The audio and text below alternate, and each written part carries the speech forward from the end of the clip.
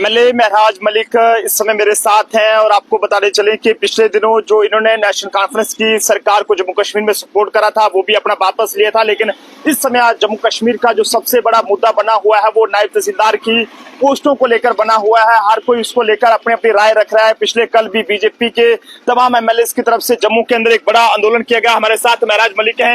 महराज मलिक जी, बहुत बहुत शुक्रिया अपना कीमती वक्त देने के लिए। क्या कहेंगे, नायब तहसीलदार की जो पोस्टें निकाली गई हैं उसमें उर्दू को लेकर काफी ज्यादा बवाल मचा हुआ है और क्या तमाम जो नौजवान हैं वो भी काफी नौजवानों की बात नहीं है। देखिए, इसका मसला हल किया जा सकता है। बीजेपी को एक बहुत बड़ा मैंडेट मिला है जम्मू से। एलजी के होते हुए आपको लगता है कहीं कमजोरी हो सकती है? बीजेपी वालों को बता दीजिए, ड्रामा बंद कर दीजिए, खेल खत्म कर दीजिए। अगर आप एलजी के होते हुए, मोदी के होते हुए जम्मू के साथ इंसाफ नहीं कर सकते, फिर आप इस्तीफा जल्दी दे दीजिए, बहुत जल्दी दे दीजिए। अगर स्टेट आ गई फिर आपकी नहीं चलेगी सच में। अगर मुझे लगता है आपको थोड़ी बहुत शर्म है तो एलजी से जाकर मोदी जी से भीख मांगकर, अरे मैं कह रहा हूँ हो जाएगा। अगर ये खाली एमएलए ड्रामा करने की क्या जरूरत है?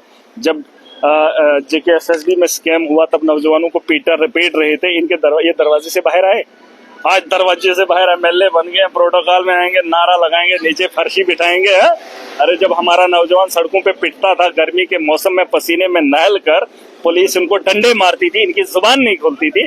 आज 70 पोस्टें हैं, इतना ही बोल दो, 30-30 कर दो, 30 जम्मू में, 35 जम्मू में, 35 कश्मीर में दे दो। ये कौन सा बड़ा मसला है?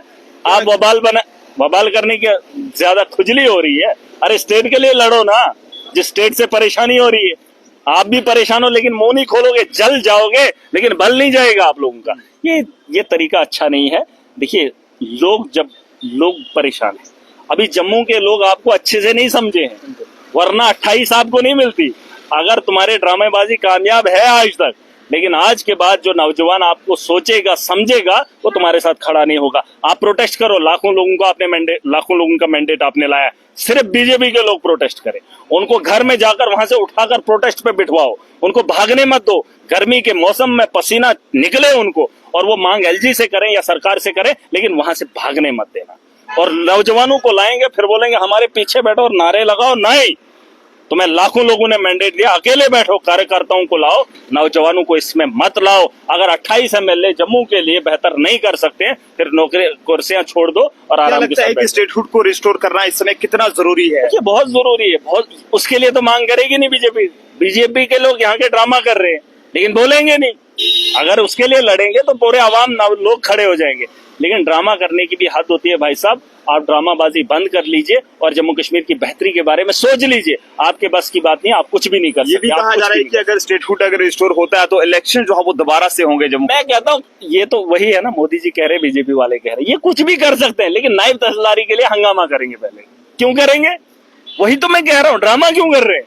जब इनको पता है स्टेट जब हम देंगे, कौन देगा? मोदी। इलेक्शन कराएगा मोदी, अपनी मनमानी से कराएगा, जो मर्जी आएगी सो करेगी बीजेपी।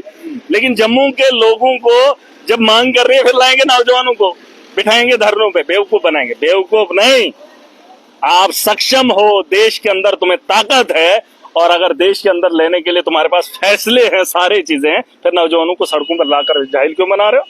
महराज उसका एक हिस्सा है और मैं नौजवानों को इस हाल में नहीं देखना चाहता हूँ। मैं चाहता हूँ पिछले 10 साल के अंदर जो नौजवानों ने प्रोटेस्ट किया, बेरोजगारों ने प्रोटेस्ट किया, कैजुअल लेबरों ने प्रोटेस्ट किया, लेकिन इनने मुंह नहीं खोला। आज तुमने इनको 28 लोगों को वोट दिया, इनको लाओ इकट्ठा करके यहाँ पर इकट्ठा करो जीवल के चौक में, और इनको बोलो कि एलजी के खिलाफ बोलना है, बोलो सरकार के खिलाफ बोलना है, बोलो, मगर उठने मत देना भाई साहब।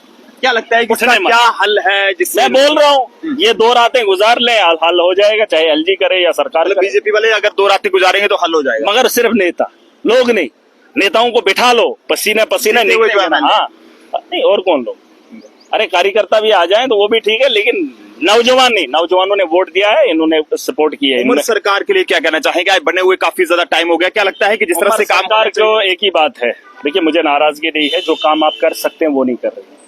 जो छोटे छोटे काम है, मैंने बड़ों की बात नहीं की थी, मैंने ये नहीं कहा था स्टेटहुड आप लाइए, मैंने सिर्फ इतना कहा था जो काम आपसे हो सकते हैं उन कामों को किया जाना चाहिए। 7वां महीना हो गया, जमीनी सतह पर अभी तक जो है टेंडर भी नहीं निकले, काम सुनेगी। अब मैं वही तो बात है।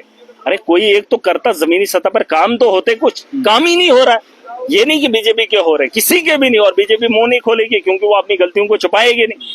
वो चाहती है वो छुप जाए, वो बोलेगी नहीं, जम्मू का जनाजा निकले उनको कोई फर्क नहीं पड़ता है। बस जिस वक्त धर्म की बात आए, गाय बकरी भैंस मतलब ऐसे अनाप शनाप कामों की बात जब होगी ना, शराब की बात आएगी, उससे पैसा मिलता है, शराब से कोई धुत होके मर जाए कोई परवाह नहीं, नशा लेकर कोई सड़क पे लेट जाए, उसको गाड़ी कुचल दे, उसकी बात नहीं करेंगे। लेकिन जब दुकान पे बात उठेगी उस वक्त धर्म के साथ खड़े हो जाएंगे। जम्मू के अंदर जो पिछले दिनों एक चोर को पकड़ा गया, लास्ट सवाल है मेरा, और उसको बाद उसे बोनट पर जो बिठाया गया पुलिस द्वारा, इसे देखिए गलत हुआ है। अगर उसने चोरी की है, वो नौजवान है, उसने अगर चोरी की है तो मजबूरी में की है, और उसे अगर चोर बनाया है तो यहाँ के सरकारों ने बनाया है, क्योंकि उसके जज्बात के साथ खेला, उसकी उम्र के साथ खिलवाड़ हुआ है।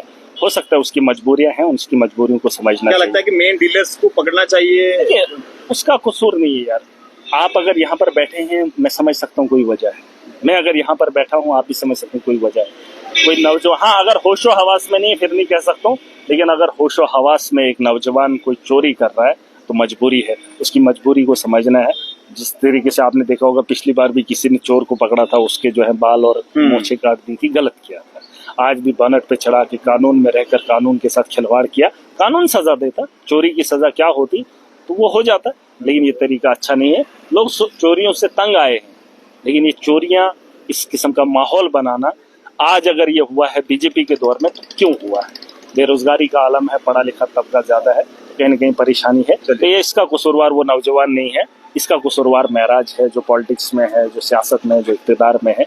हम उनके लिए बेहतर नहीं सोच पा रहे हैं, और सरकार ने लोन दिया है, दुकानें खुलवाई है, लेकिन उनके हालात क्या है, ऑटो निकाले, ऑटो के साथ क्या खिलवाड़ हो रहा है, इसका भी आप अंदाजा नहीं। चलिए शुक्रिया। एमएलए डोडा महराज मलिक हमारे साथ थे, जिन्होंने जम्मू कश्मीर के कई सारे जो बर्निंग इश्यूज हैं, यानी कि जो मुद्दे हैं जम्मू कश्मीर के, उसको लेकर हमारे साथ तफसील से बातचीत की है। चाहे वो नायब तहसीलदार की जो पोस्टें निकाली गई हैं जिसमें उर्दू कंपलसरी रखी गई है वो मुद्दा हो, या फिर इसके अलावा जो बाकी मुद्दे हैं, उमर सरकार के बने हुए आज काफी ज्यादा टाइम हो गया, लेकिन उस पर भी शायद उमर सरकार अब तक खरी नहीं उतर पा रही है। जिस तरह से महराज मलिक ने बताया कि उन्होंने कई सारे काम जो है वहां पर बताए थे, छोटी मोटी डिमांड्स रखी थी, लेकिन वो भी उनकी जो है वो नहीं सुनी गई है। तो इससे आप अंदाजा लगा सकते हैं क्या बाकी एमएलएस के जो काम होंगे, क्या वो हो रहे होंगे उनके इलाके के काम, या फिर नहीं। जनता इस बारे में जरूर अपने अपने सुझाव साझा करे, और वीडियो को जितना हो सके ज्यादा से ज्यादा शेयर करे। देखते रहे जम्मू ट्रिब्यून, कैमरा पर्सन अभिषेक के साथ नरेंद्र सिंह ठाकुर, जम्मू।